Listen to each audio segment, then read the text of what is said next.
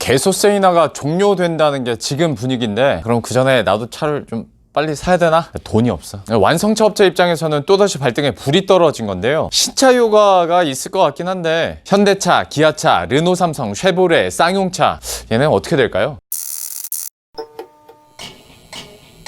안녕하세요, 반갑습니다. 루앵커입니다. 오늘은 자동차 살 때 내는 개별 소비세에 대해서 정리를 해드릴까 해요.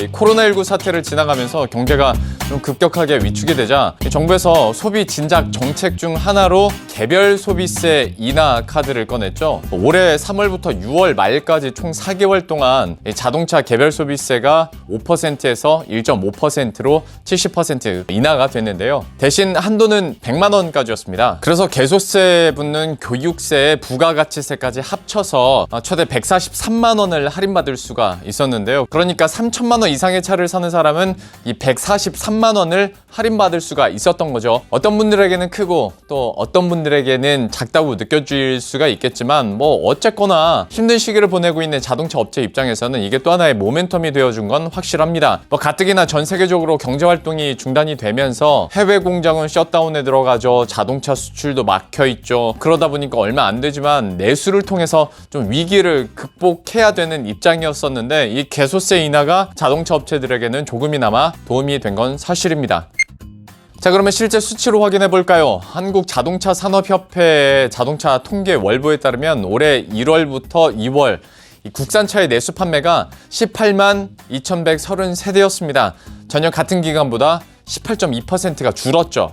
그런데 개소세 인하 혜택이 생긴 3월에는 15만 1,516대가 판매가 되면서 전년 같은 기간보다 9.1%가 늘었어요. 또 4월에는 14만 5,558대가 팔리면서 역시 6.4% 증가했습니다. 이거는 수입차도 마찬가지였는데요. 1에서 2월 동안에 34,365대가 판매되면서 전년 같은 기간보다 0.8% 늘어나는 데 그쳤습니다. 그런데 개소세 인하 효과가 나타나는 3월과 4월에는 43,249대가 팔리면서 전년 같은 기간보다 19.2%나 늘어났죠. 물론 이때 신차가 새롭게 나오기도 했었죠. 4월에 신형 아반떼 나왔고, 기아자동차의 신형 소렌토, 그리고 르노 삼성의 XM3가 3월에 나왔었고, 그리고 2월에 나왔었던 쉐보레 트레일블레이저도 3월에 판매를 늘리다 보니까 좀 신차 효과가 이 통계에 잡히긴 했었는데, 어쨌거나 개소세가 인하되면서 자동차 구매를 좀 미루다가 이번에 개소세도 인하된 김에 한번 사볼까?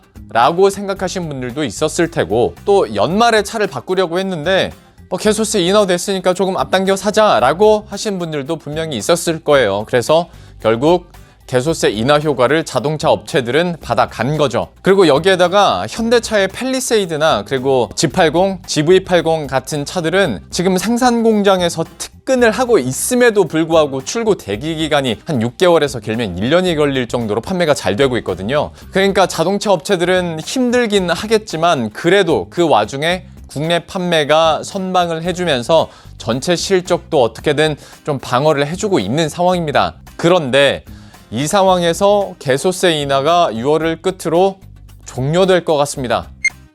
사실 코로나19가 국내에서 계속 확산되고 또 경제가 밑으로 계속 곤두박질 칠 때까지만 해도 개소세 인하 연장이 꼭 기정사실화처럼 얘기를 했었어요.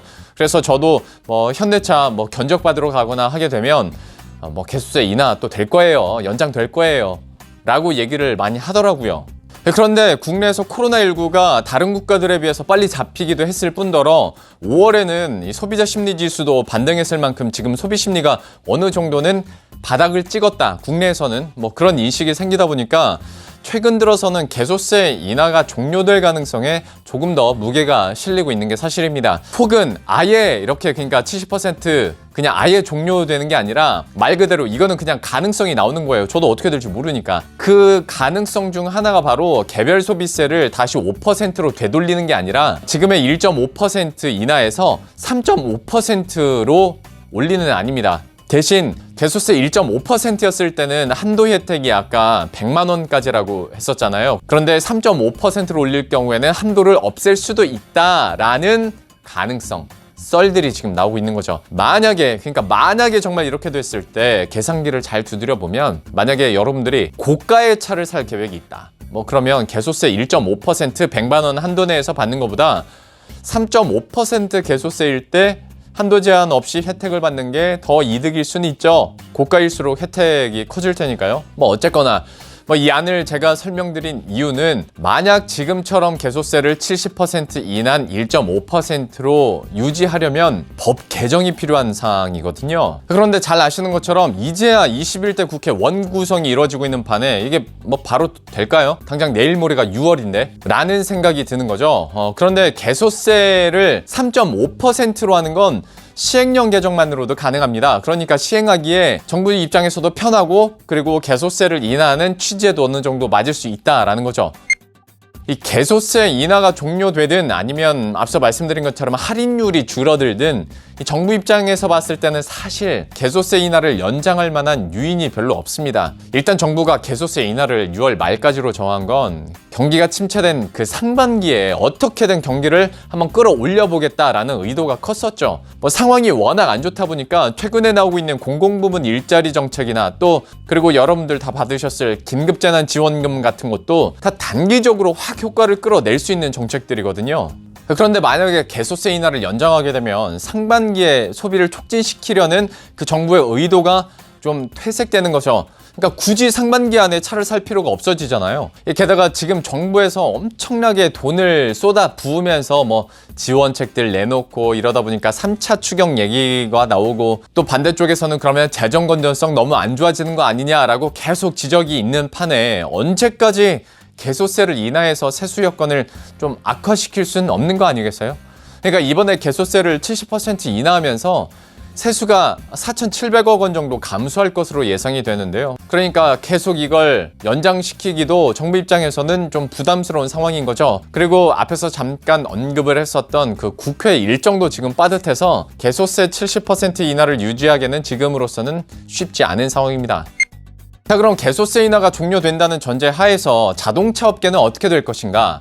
물론 현대기아차, 쉐보레, 르노, 삼성, 쌍용차의 상황은 각자가 많이 다르겠죠. 지금 뭔가를 할 수 있는 여력도 많이 다르고요. 일단 해외 시장의 판매 절벽이 연말까지 이어질 수 있는 상황에서 여전히 국내 자동차 업체들은 크든 작든 간에 내수 시장에서 어느 정도 선방을 해줘야 되는 상황입니다. 그런데 과거 사례를 봤을 때 개소세 인하가 일몰되면요, 그 직후 달에 자동차 판매가 적게는 15%에서 많게는 40% 가까이 줄어들었거든요.